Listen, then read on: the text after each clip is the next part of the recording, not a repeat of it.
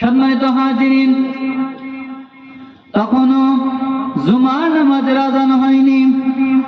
আল্লাহর নবীর সাহাবীরা মসজিদে নববীতে হাজির হয়েছে। তাদের ভিতরে আলোচনা হচ্ছে, আল্লাহর কাছে সবচাইতে প্রিয় ব্যক্তি কারা, আল্লাহর কাছে সবচাইতে মর্যাদাপূর্ণ ব্যক্তি কারা, এই ব্যাপারে আলোচনা হচ্ছে। কিছু কিছু সাহাবী বললেন, আল্লাহর কাছে সবচাইতে প্রিয়বান ব্যক্তি হলো তারা যারা ঈমান আনার পরে কাবা শরীফের খেদমত করবে আর হাজী সাহেবদের পানি পান করাবে। তাদের সম্মান মর্যাদা আল্লাহর কাছে সবচাইতে বেশি। এক নম্বর গ্রুপ বলল, আর দ্বিতীয় নম্বর গ্রুপ বলল, না না না, আল্লাহর কাছে সবচাইতে প্রিয় ব্যক্তি হলো তারা যারা ঈমান আনার পরে আল্লাহর রাস্তায় সংগ্রাম করবে, হিজরত করবে, জিহাদ করবে।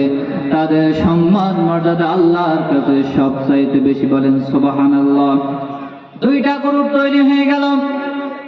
হযরত ওমর রাদিয়াল্লাহু তাআলা আনহু মসজিদ নববীতে গেলেন, সাহাবীদেরকে ধমক দিয়ে বললেন, আল্লাহর নবীর সাহাবীরা, তোমরা মত পার্থক্য সৃষ্টি করো না।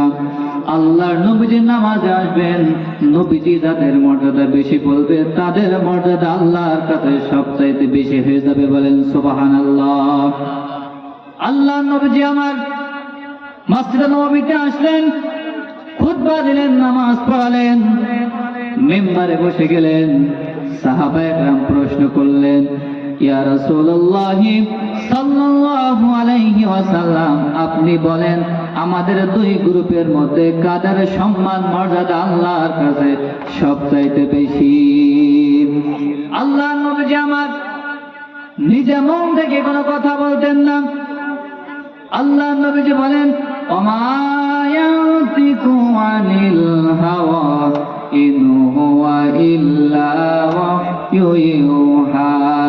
নবীজি যদি নিজে কোনো মন গড়ো কোনো কথা যদি বলতেন, আল্লাহ রাব্বুল আলামিন বলেন, আমি আমার নবীর ডান হাতকে চিপে ধরতাম এবং তার কণ্ঠ নালীকে আমি আল্লাহ পাক কেটে ফেলে দিতাম।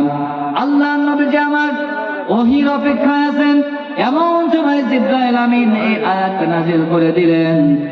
আল্লাহ নবীজি গোটা মানব জাতির মধ্যে এই আয়াতটা প্রচার করে দিলেন যে আল্লাহর কাছে সবচাইতে সম্মানিত ব্যক্তি হলো তারা আল্লাহর প্রতি ঈমান এনে আল্লাহর রাস্তায় সংগ্রাম করবে, হিজরত করবে যারা, তাদের সম্মান মর্যাদা, তাদের মর্যাদা